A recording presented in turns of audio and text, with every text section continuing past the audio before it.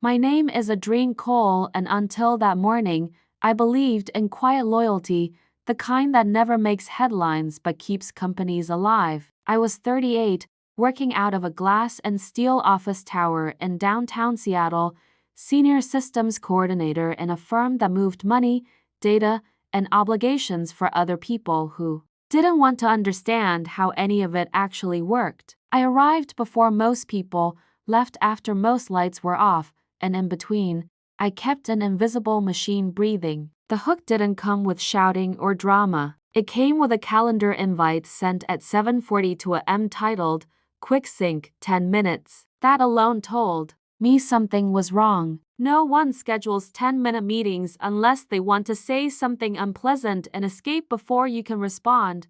When I walked into the conference room, the city was still wrapped in fog, ferries cutting slow lines through gray water below. At the table sat Martin Hale, the new director, immaculate suit, polished smile, and Laura from HR, with her laptop already open, eyes carefully unfocused. Martin had been with us exactly 6 weeks, long enough to replace the old director's photos with his own leadership quotes, short enough to still ask people's names twice. He gestured for me to sit and started talking before my chair touched the floor. He spoke about alignment, about temporary measures, about how the market required flexibility. Then he said the sentence that split my working life cleanly into before and after. My salary would be reduced by 20% effective immediately, just until things stabilized. He said it lightly, like a favor he expected me to understand. I remember nodding, not because I agreed,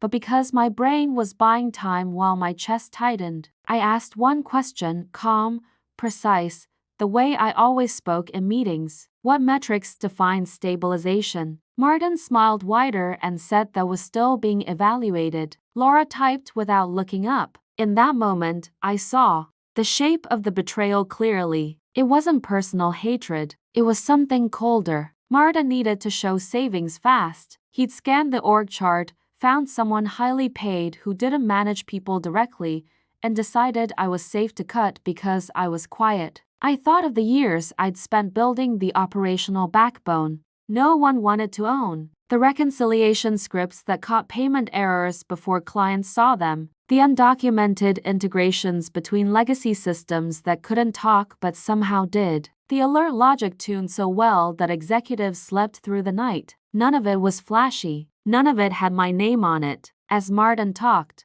I felt a slow, heavy heat settle behind my eyes. Not explosive anger, but something denser, more dangerous. I realized they weren't asking, they were informing. They expected gratitude for being kept at all. When the meeting ended, Martin clapped his hands once and said, "Appreciate you being a team player, Adrien." I walked back to my desk in a haze, the office now filling with noise, keyboards and laughter and the illusion of normally. My inbox was already blinking with minor issues, small fires that only I knew how to put out. I stared at the screen and for the first time in years, I didn't fix them right away. Instead, I felt something in me shift. Loyalty had always been my default, my identity even, but now it felt naive, almost embarrassing. They had turned my dedication into leverage against me, had decided that because I cared about the system, I would accept being diminished for it. I opened a private document and started listing everything